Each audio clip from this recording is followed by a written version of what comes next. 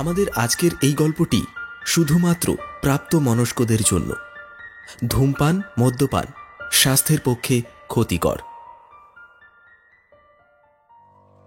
নমস্কার বন্ধুরা, আবার চলে এলাম আরও একটি হাড় হিম করা ভৌতিক গল্পের সাথে আজকের আড্ডাটা জমিয়ে তুলতে। আজ আপনি শুনবেন প্রিয়া ঘড়ুইয়ের কলমে আত্মার প্রতিশোধ গল্প অবলম্বনে ভৌতিক গল্প আধার রাতের প্রেত।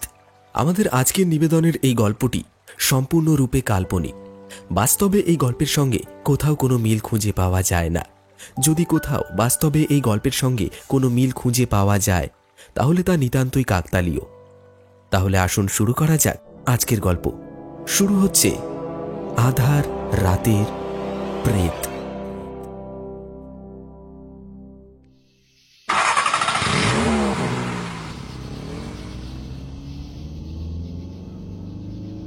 ঘড়ির কাঁটা জানান দিচ্ছে সময়টা রাত পার করে মধ্যরাতে প্রবেশ করেছে। দিনেশ এখন ট্যাক্সি চালাচ্ছে। যদি দুই একটা প্যাসেঞ্জার পেয়ে যায় তাহলে মন্দ হয় না। খুব একটা ভালো রোজগার হয়নি আজকে। যা হয়েছে সেটা দিয়ে আজকের আসরটা ঠিক জমবে না। কিন্তু এই শীতের কুয়াশা ভরা রাতে কোনো প্যাসেঞ্জার পাবে বলেও তো মনে হচ্ছে না। দিনেশ নিজের মনে মনেই বলল, আরে ধুর সালা, শীতের রাতে এখন আমার পেটে মাল পড়েনি আর আমি সালা গাড়ি চালাচ্ছি। ভাবা যায় না, একটা মালের দোকান দেখে গাড়িটা দাঁড় করাতে হবে। বলে কিছু দূর এগিয়ে একটা মদের দোকানের সামনে গাড়িটা দাঁড় করালো দিনেশ। সেখান থেকে একটা মদের বোতল নিয়ে সে আবার গাড়িতে উঠে বসল।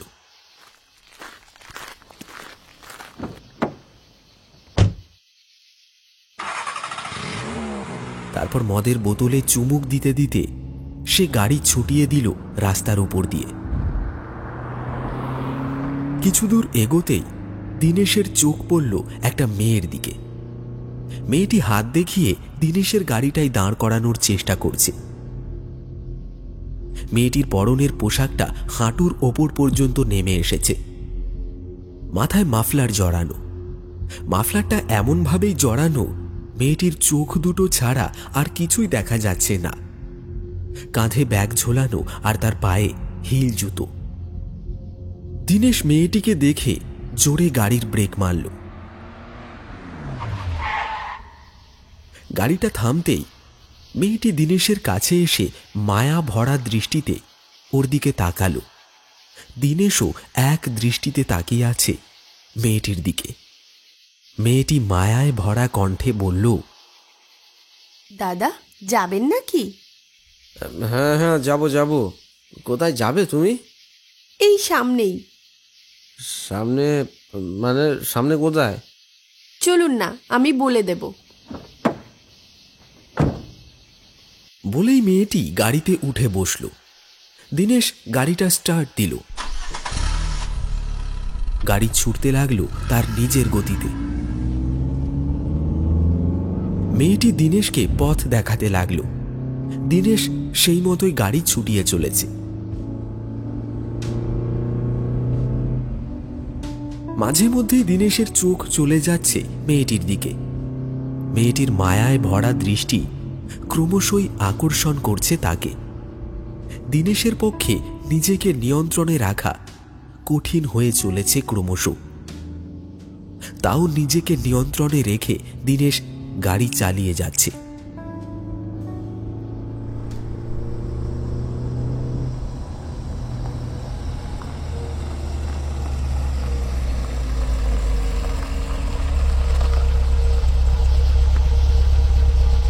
কিছুটা দূর এগিয়ে দিনেশের গাড়িটা থামলো একটা পুকুরের সামনে। মেয়েটি গাড়ি থেকে নেমে পুকুরটার দিকে এগিয়ে গেল। দিনেশ চিৎকার করে বলল, আরে ম্যাডাম, ম্যাডাম আমার ভাড়াটা দিয়ে যান। দিনেশের কথা কানে না দিয়ে মেয়েটি সামনের দিকে এগিয়ে চলল।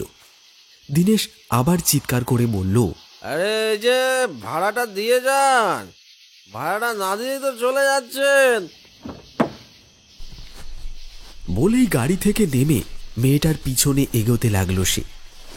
কিছুটা এগিয়ে দীনেশ খেয়াল করল মেয়েটা সামনের দিকে নেই।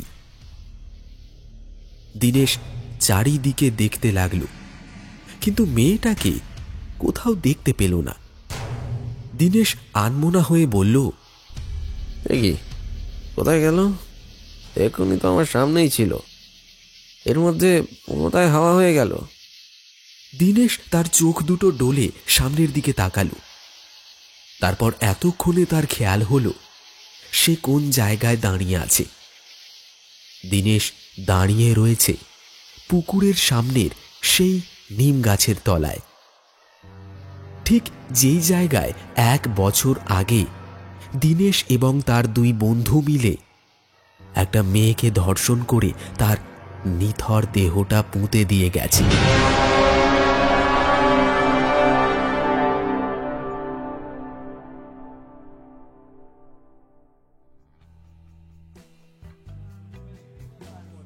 সবে জানুয়ারি মাস শেষ হয়ে ফেব্রুয়ারি মাস পড়েছে, তার সাথে শীতটাও বেশ জাঁকিয়েই পড়েছে।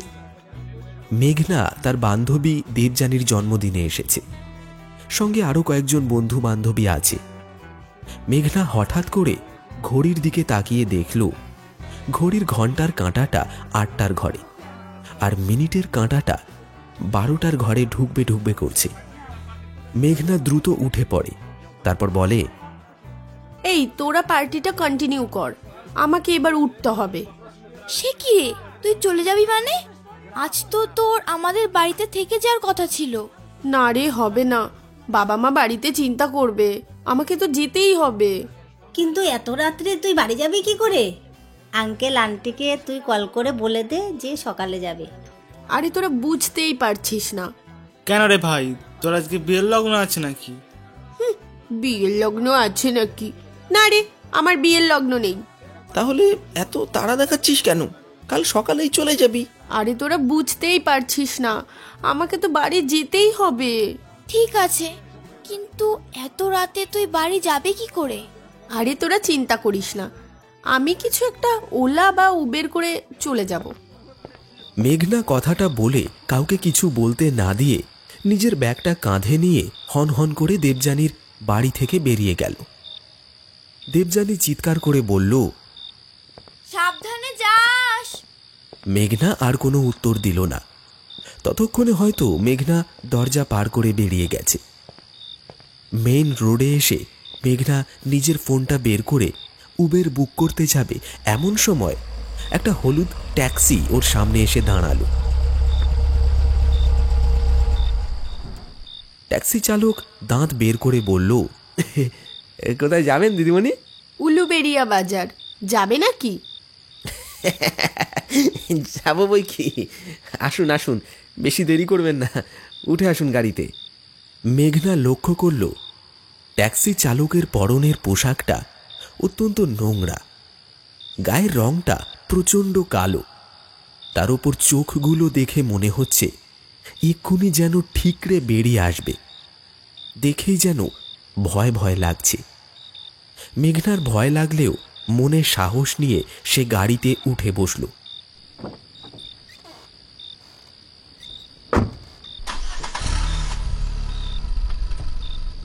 গাড়ি চলতে লাগলো তার নিজের গতিতে। সারাদিন বন্ধুদের সাথে পার্টি, নাচ, গান, হই হুল্লোড় করার কারণে অনেকটাই ক্লান্ত ছিল মেঘনা। তাই গাড়িতে ওঠার কিছুক্ষণের মধ্যেই মেঘনার চোখ দুটো লেগে গেল। ওইদিকে ট্যাক্সি চালক লুকিং গ্লাস দিয়ে মেঘনাকে দেখেই চলেছে। সেটা হয়তো মেঘনা খেয়াল করেনি। ট্যাক্সি চালক লক্ষ্য করে মেঘনা ঘুমিয়ে পড়েছে। ট্যাক্সি চালক গাড়িটা একটা পাশে দাঁড় করিয়ে নিজের ফোন বের করে কাউকে ফোন করে। তারপর একটা লালসা ভরা কণ্ঠে সে বলল, হ্যালো ভাই, দারুণ একটা মাল পেয়েছি। পুরো মারকাটারি ফিগার, তার উপরে ছোট জামা পরা। আমি না নিজেকে ধরে রাখতে পারছি না ভাই, মনে হচ্ছে কখন মালটাকে একটু ছুঁয়ে আমার এই হাত দুটোর খিদে মেটাবো।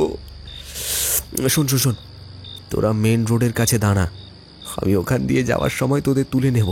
আর শোন, সঙ্গে দুটো মালের বোতল নিয়ে নিস, আজ দারুণ মাস্তি হবে ভাই, দারুণ মাস্তি হবে। কথাগুলো বলেই সে ফোনটা কেটে দেয়। তারপর পিছন ঘুরে মেঘনার দিকে তাকিয়ে রুক্ষভাবে হাসতে লাগলো। এরপর গাড়ি চলতে লাগলো আবার নিজের গতিতে। বেশ খানিকক্ষণ পরে মেঘনা তার হাঁটুর কাছে কারোর হাতের স্পর্শ অনুভব করল। সঙ্গে সঙ্গে চোখ খুলে তাকালো মেঘনা। চোখ খুলে মেঘনা বেশ অবাক হল। তার দুপাশে দুজন লোক বসে আছে। লোকগুলোর বয়স প্রায় 30-এর কাছাকাছি হবে। ট্যাক্সি চালকের মতন তাদের পরনের পোশাকও অত্যন্ত নোংরা। তবে ট্যাক্সি চালকের থেকে এদের গায়ের রংটা একটু পরিষ্কার। তবে এদের দেখেও যে কোনো মানুষ ভয় পাবে।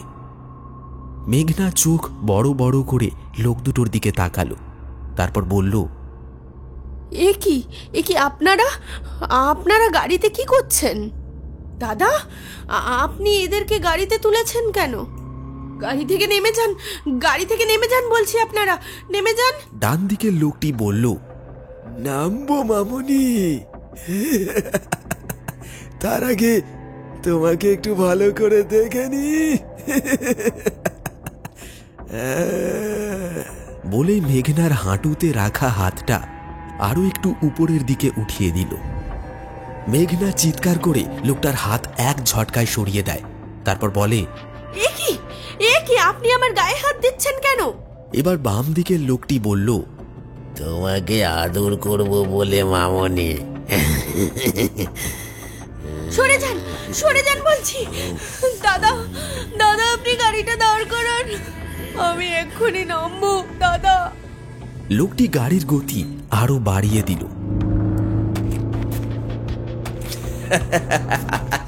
তা তো আর হবে না মামুনি, তুমি গাড়িতে উঠেছো নিজের ইচ্ছায়, কিন্তু নামবে আমাদের ইচ্ছায়। তুমি চিন্তা করো না মামুনি, তোমাকে একটু আদর করার পর তোমাকে ঠিক জায়গায় নামিয়ে দেবো। আমি এক্ষুনি নামবো। গাড়ি থামান বলছি। বলেই সে ডান দিকের লোকটিকে ধাক্কা দিতে যাবে, এমন সময় লোকটি মেঘনার হাত চেপে ধরল। এমন সময় অন্যদিকের লোকটি এক টানে মেঘনার জামাটা খুলে ফেলল। এখন মেঘনার শরীরে শুধু অন্তর্বাস ছাড়া আর কিচ্ছু নেই। এমন সময় ট্যাক্সি চালক জোরে গান চালিয়ে দিল, যাতে মেঘনার চিৎকার বা কান্নার শব্দ তার কানে না আসে। ফাঁকা কুয়াশায় মোড়া রাস্তা দিয়ে গাড়ি ছুটতে লাগলো। ওইদিকে ওই পশুর মতন মানুষ দুটি শুরু করলো মেঘনার উপর এক শারীরিক অত্যাচার। কিছুক্ষণ পর পেছন থেকে একজন গিয়ে বসল ড্রাইভিং সিটে।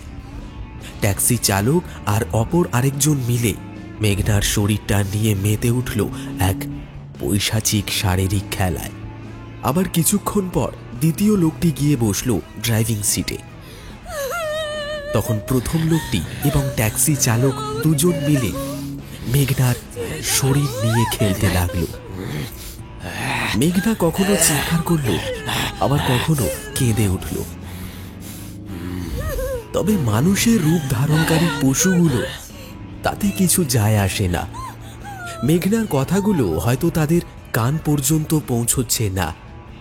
কাঁদতে কাঁদতে একটা সময় মেঘনা তার জ্ঞান হারালো। কিন্তু মানুষ নামক তিনটি পশুর অত্যাচার তখনও থামল না। গাড়ি তার নিজের গতিতে ছুটতে ছুটতে এসে থামল একটা পুকুরের সামনে।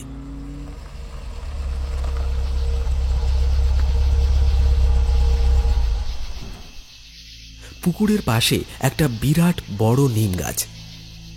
সেখানে এসেও ওরা মেঘনার শরীরটা নিয়ে ইচ্ছা মতন খেলল। তাদের শরীরের তৃপ্তি ঘটার পর তারা মেঘনার দিকে খেয়াল করল। মেঘনার ঠোঁটের কোণে রক্ত জমাট বেঁধে আছে। সারা শরীরে কোথাও কামড়ের দাগ, আবার কোথাও নখের দাগ স্পষ্ট হয়ে ফুটে রয়েছে। মেঘনাকে দেখে মনে হচ্ছে কোনো মানুষ নয়, বরং ওকে কোনো পশু অত্যাচার করেছে। মেঘনা চোখ বন্ধ করে মৃত লাশের মতন পড়ে আছে। ওরা মেঘনা মারা গেছে ভেবে নিম গাছের সামনে মাটি খুঁড়ে ওর দেহটা পুঁতে দিয়ে সেখান থেকে চলে যায়।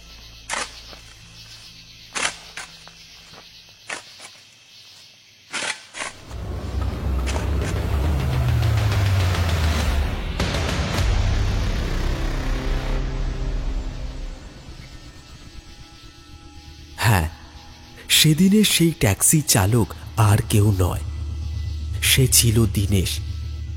দীনেশের স্মৃতিতে ভেসে উঠল 1 বছর আগের তার করা সেই দুষ্কর্মটা।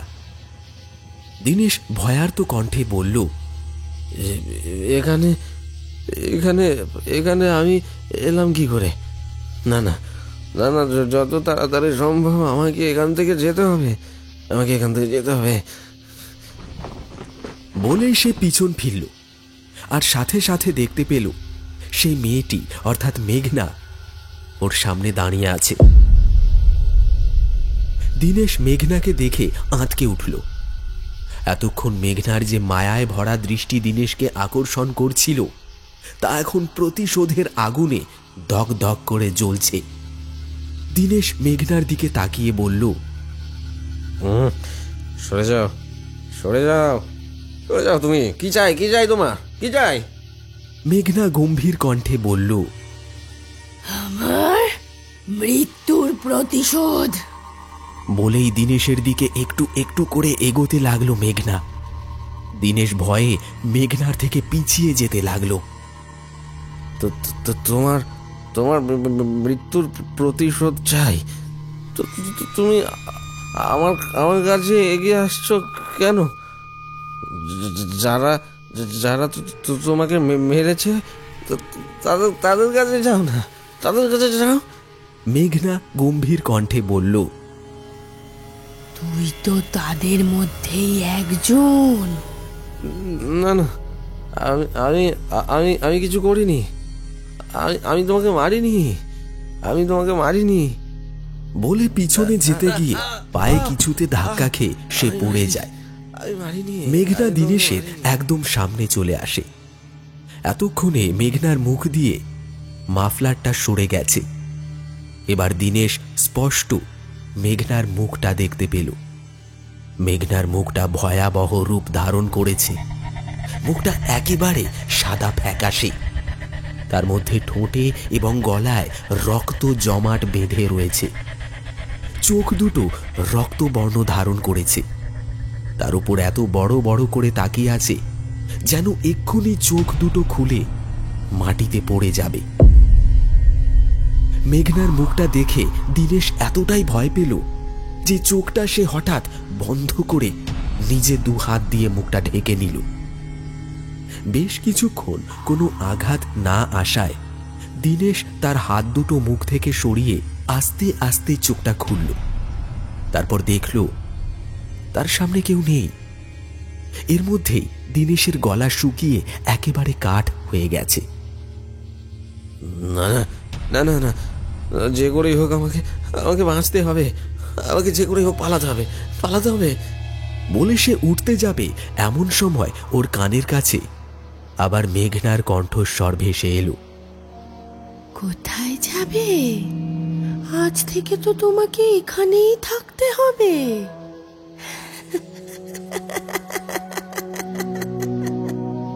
বলার সাথে সাথে দীনেশের শরীর দিয়ে একটা ঠান্ডা শীতল বাতাস বয়ে গেল। ভয়ে দীনেশের হাত পা প্রায় অবশ হয়ে গেছে। না না না না, আর দেরি করা ঠিক হবে না, যে করেই হোক পালাতে হবে। বলে সে উঠতে যাবে, এমন সময় নিম গাছের একটা মোটা ডাল ওর পায়ের উপর এসে পড়ল।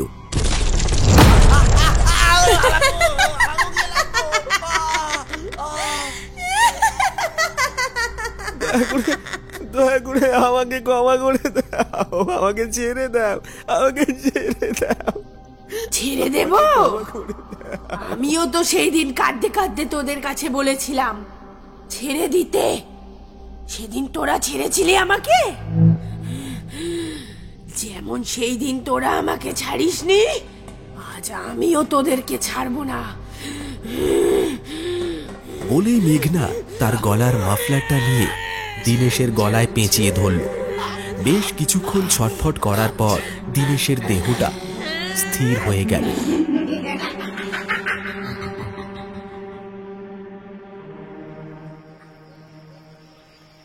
পরদিন সকালে কিছু স্থানীয় লোক দীনেশের দেহটা উদ্ধার করে। তার পা দুটোর ওপর নিম গাছের ডালটা তখনও পড়ে আছে। চোখ দুটো বড় বড় করে চেয়ে আছে। গলায় কালশিটে দাগ বসে গেছে। ওইখানের স্থানীয় বাসিন্দারা পুলিশকে খবরটা দেয়। পুলিশ এসে দীনেশের দেহটা নিয়ে চলে যায়। দীনেশের মৃত্যুর খবর পৌঁছায় রবিন এবং তপনের কাছে, অর্থাৎ সেদিন তার সঙ্গে ওই কুকর্মে যেই দুইজন সঙ্গে ছিল তাদের কাছে। এইরকম একটা মৃত্যুর খবর শুনে রবিন এবং তপন খুব ভয় পেয়ে গেছে, বিশেষ করে দীনেশের মৃত্যুর স্থানটা দেখে। তখনই ওদের 1 বছর আগের ঘটনাটা মনে পড়ে যায়। রবিন আর তপন ঠিক করে ওরা একটা ওঝার কাছে যাবে এবং সেখান থেকে কিছু একটা সমাধান বের করে আনবে। সেদিন সন্ধেবেলায় রবিন আর তপন দুজন মিলে ওদের পাশের পাড়ার একজন ওঝার কাছে যায়।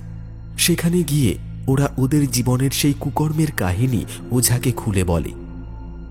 সমস্তটা শোনার পর রবিন এবং তপনের দিকে একটা ঘৃণার দৃষ্টিতে তাকিয়ে ওঝা বললেন, আমার মনে হয় না আমার তোমাদের বাঁচানো উচিত। তাও যখন তোমরা আমার কাছে এসেছো তখন একটা কিছু উপায় তো আমাকে বলতেই হবে। তোমরা এক কাজ করো, তোমরা দুজনে মিলে মধ্যরাতে গিয়ে যেখানে মেয়েটিকে পুঁতে দিয়েছিলে সেখান থেকে তার হাড় কঙ্কাল বের করে পুড়িয়ে দাও। এটাই একমাত্র উপায় তোমাদের বাঁচার। রবিন এবং তপন ওঝার কথা শুনে সেখান থেকে বেরিয়ে আসে।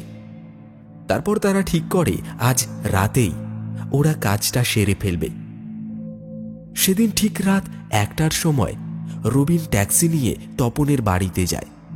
তপন তার বাড়ি থেকে কেরোসিনের বোতলটা নিয়ে রবিনের সাথে গাড়িতে উঠে বসে। রবিন আর তপন দুজনেই চুপচাপ বসে আছে, কেউ একটাও কথা বলছে না। ওদের দুজনের মাথাতে একটা জিনিস ঘুরছে, কখন ওরা ওদের কাজটা সম্পূর্ণ করতে পারবে। এটা ভাবতে ভাবতে রবিন গাড়ি চালাচ্ছে। এমন সময় কোথা থেকে একটা মেয়ে ছুটে এসে রবিনের গাড়ির সাথে ধাক্কা খায়। রবিন জোরে গাড়ির ব্রেকটা কষে। হঠাৎ ব্রেক কষার কারণে ওরা দুজনেই কিছুটা সামনের দিকে ঝুঁকে যায়। মেয়েটি রবিনের সামনে এসে বলে, দাদা বাঁচান, প্লিজ প্লিজ বাঁচান আমায়। রবিন রেগে গিয়ে বলল, কি বাঁচাবো? কি হয়েছে আপনার? দাদা দাদা প্লিজ বাঁচান আমাকে। কয়েকজন ছেলে আমাকে তাড়া করেছে, ওরা আমাকে মেরে ফেলবে। আপনি আমাকে প্লিজ আপনার গাড়িতে করে ছেড়ে দিন, প্লিজ প্লিজ দাদা। তপন শান্ত গলায় বলল, কোথায় বাড়ি আপনার? বেশি দূরে না, এই সামনেই, দয়া করে একটু ছেড়ে দিন না। আচ্ছা ঠিক আছে, গাড়িতে উঠে বসো। রবিন রাগী দৃষ্টিতে তপনের দিকে তাকালো। মেয়েটি গাড়িতে উঠে বসল। রবিন গাড়িটা স্টার্ট দিল। তপন বলল, কোন দিকে আপনার বাড়িটা? এই রাস্তা দিয়ে সোজা গিয়ে বাঁ দিকে একটা 4 মাথা মোড় পড়বে। মোড় থেকে ডান দিকে এগিয়ে গেলেই একটা ফাঁকা মাঠ পড়বে। সেই মাঠের পাশেই একটা পুকুর আছে, সেই পুকুরের পাশেই আমি থাকি।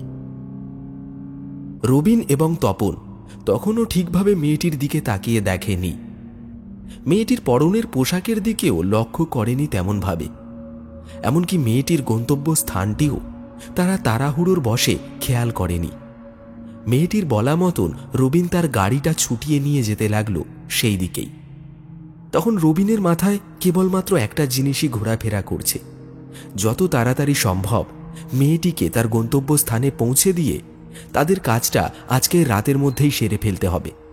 রবিন গাড়ি নিয়ে মেয়েটির বলা গন্তব্যস্থানে এসে পৌঁছল।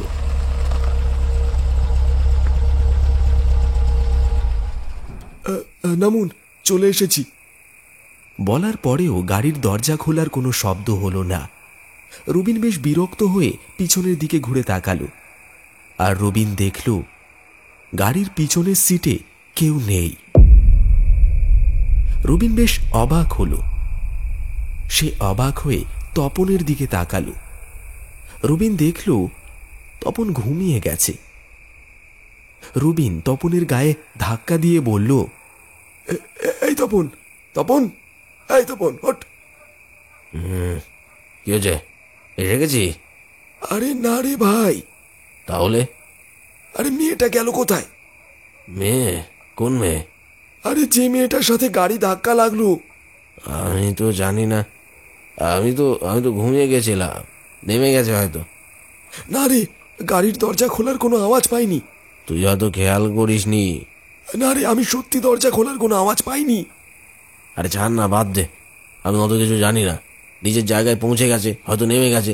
এবার গাড়িটা স্টার্ট দে, আমাদেরও তো যেতে হবে নাকি?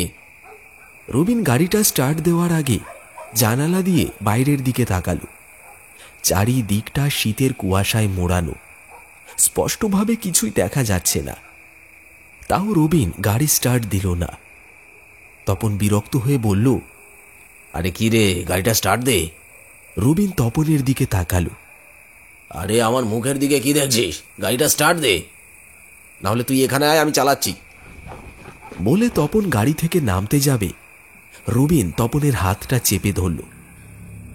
তপন একবার হাতের দিকে তাকালো, তারপর ধীরে ধীরে তার চোখটা গেল রবিনের মুখ পানে। রবিন বলল, দেখ আমরা কোথায় এসেছি। তপন কিছুটা আনন্দের সাথেই বলল, এই তো, এইটাই তো সেই জায়গা। তাহলে আমরা গাড়িতে বসে অপেক্ষা করছি কেন? চল, যত তাড়াতাড়ি সম্ভব কাজটা সেরে আমাদেরকে ফিরতে হবে। বলেই তপন গাড়ি থেকে নেমে গেল, কিন্তু রবিন তখনও গাড়িতে বসে আছে। তপন রবিনের দিকে তাকিয়ে বলল, কিরে, নামি না? হ্যাঁ হ্যাঁ, নামবো। বলে গাড়ি থেকে নেমে গাড়ির ডিকিটা খুলে সেখান থেকে মাটি কাটার জন্য কোদাল আর দেহটা পোড়ানোর জন্য কেরোসিন তেলের বোতল এবং দেশলাই নিয়ে পিছনে ফিরল। আর পিছনে ফিরতেই ওরা মেয়েটিকে, অর্থাৎ মেঘনাকে নিজেদের চোখের সামনে দেখতে পেল। মেঘনার মুখটা একেবারে সাদা ফ্যাকাশে, তার মধ্যে ঠোঁটে এবং গলায় রক্ত জমাট বেঁধে রয়েছে। চোখ দুটো রক্তবর্ণ ধারণ করেছে। ওদের ওপর এমন বিস্ফারিত নেত্রে তাকিয়ে আছে যেন এক্ষুনি চোখ দুটো খুলে মাটিতে পড়ে যাবে। মেঘনার এই রূপ দেখে ওদের বুকের ধুকপুকুনি ততক্ষণে বেড়ে গেছে। মেঘনা হাসতে হাসতে ওদের দিকে এগিয়ে আসলো। তারপর হঠাৎ কিছুটা কাছে আসতেই আবার হাওয়ায় কোথায় যেন মিলিয়ে গেল মেঘনার শরীরটা। তপন অতি কষ্টে দুবার ঢোক গিলে বলল, ভাই, আমি আমি আমি যা দেখলাম, তুইও কি তাই দেখলি? হ্যাঁ রে, আমরা আমরা বাঁচবো তো? হ্যাঁ। না না না না, ভয় পাস না, কিছু হবে না। চল তাড়াতাড়ি চল, কাজ সারতে হবে। বলেই কোদাল, কেরোসিন তেল আর দেশলাইটা নিয়ে নিম গাছের দিকে এগিয়ে গেল। একটু দূর এগোতেই ওরা দেখল নিম গাছের নিচে, যেখানে ওরা মেঘনাকে পুঁতে দিয়ে গেছিল, সেখানে একটা মেয়ের মূর্তি যেন মাথা নিচু করে বসে আছে। রবিন এবং তপন মেয়েটিকে দেখে একে অপরের হাত চেপে ধরল। রবিন মনে সাহস জুগিয়ে বলল, কে কে কে ওখানে, কে? তাহলে চলে এসেছিস তোরা? তোদের পথ দেখিয়ে তো আমিই নিয়ে এলাম। মেঘনা ওই অবস্থাতেই উঠে দাঁড়িয়ে এক পা করে ওদের দিকে এগিয়ে আসতে লাগলো। মেঘনাকে ওদের কাছে আসতে দেখে ওদের হাত থেকে কোদাল, কেরোসিন তেলের বোতল, দেশলাই সবকিছু মাটিতে পড়ে গেল। এই ঠান্ডা শীতল আবহাওয়ার মধ্যেও ওদের কপালে বিন্দু বিন্দু ঘামের চিহ্ন দেখা যাচ্ছে। মেঘনাকে এগিয়ে আসতে দেখে রবিন এবং তপন এক পা করে পিছিয়ে যেতে লাগলো। তপন বলল, এগোবি না, বলে দিচ্ছি। তোর এত বড় সাহস, তুই আমাদের মারবি? আজই তোর শেষ দিন, আজই তোর শেষ দিন। বলেই সে সামনের দিকে এগিয়ে গিয়ে কেরোসিনের বোতলটা ছিপি খুলে মেঘনার দিকে ছুটতে যাবে। এমন সময় মেঘনা হাসতে হাসতে তপনের চোখের দিকে তাকালো। তপন স্থির হয়ে দাঁড়িয়ে রইল সেই জায়গাতে।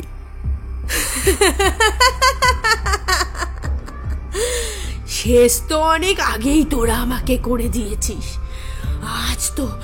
আজ তো তোদেরই শেষ হওয়ার কথাটা দিন। বলেই এক দৃষ্টিতে কিছুক্ষণ মেঘনা তপনের চোখের দিকে তাকিয়ে রইল। তপন যেন একটা পাথরের মতন জড় বস্তু হয়ে এক জায়গায় দাঁড়িয়ে রয়েছে। হঠাৎ তপন রবিনকে অবাক করে দিয়ে কেরোসিন তেলের বোতলটা মেঘনার গায়ে ছোঁড়ার বদলে নিজের গায়ে ঢালতে লাগলো। তপন ভাই, কি করছিস?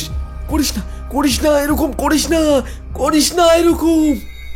ওইদিকে তপন ততক্ষণে কেরোসিনের বোতলটা ফাঁকা করে দেশলাইটা নিয়ে নিজের গায়ে আগুন লাগিয়ে দিয়েছে। রবিন চিৎকার করে ওঠে,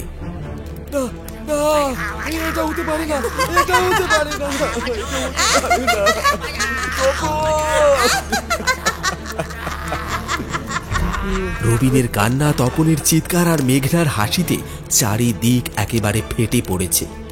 তপন চিৎকার করতে করতে একটা সময় নিশ্চুপ হয়ে যায়। এখন শুধু রবিনের কান্না আর মেঘনার হাসির শব্দই শোনা যাচ্ছে। রবিন কাঁদতে কাঁদতে হাত পা ছড়িয়ে মাটিতে বসে পড়েছে। হঠাৎ রবিন তার কানের কাছে মেঘনার কণ্ঠস্বর শুনতে পায়, তোকে একটা সুযোগ দিচ্ছি, বাঁচতে চাইলে পালিয়ে যা। তুই যদি পালিয়ে যেতে পারিস তাহলে আমি আর তোকে মারবো না।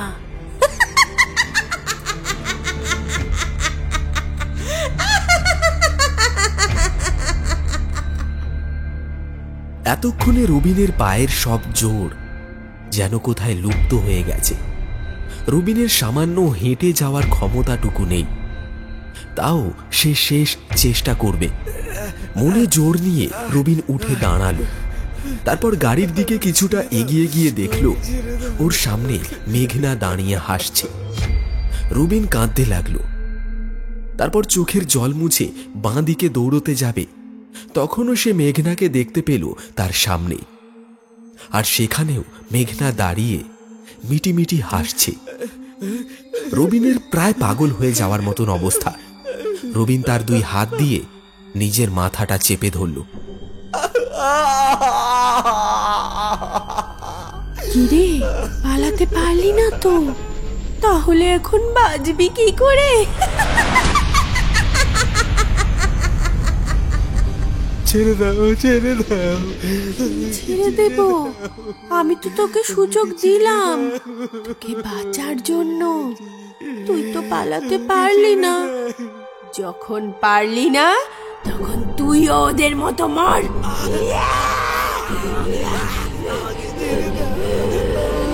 ছেড়ে দেব?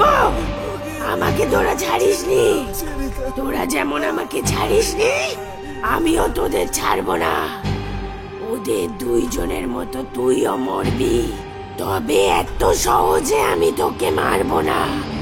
তোকে আমি কষ্ট দিয়ে তিলে তিলে মারবো। বলে রবিনের বুকের ওপর বসে ওর একটা চোখ খুবলে নিল। রবিন চোখটা চেপে ধরে চিৎকার করে উঠল, কর, আরো চিৎকার কর। মনে আছে সেই দিন আমি কেমন চিৎকার করেছিলাম?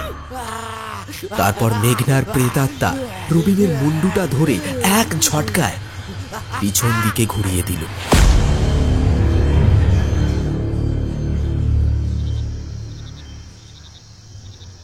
তারপর চারিদিকে সবকিছু নিস্তব্ধ। মেঘনার আত্মার প্রতিশোধ সম্পূর্ণ হল। প্রতিশোধ নেওয়ার সাথে সাথে ওর আত্মাও শান্তি পেল। শুনলেন আধার রাতের প্রেত। নিয়মিত ভৌতিক গল্পগুলি শোনার জন্য এক্ষুনি চ্যানেলটি সাবস্ক্রাইব করে পাশে থাকা বেল আইকন অন করে দিন। আবার আসছি নতুন একটি রোমহর্ষক কাহিনীর সাথে আগামী এপিসোডে।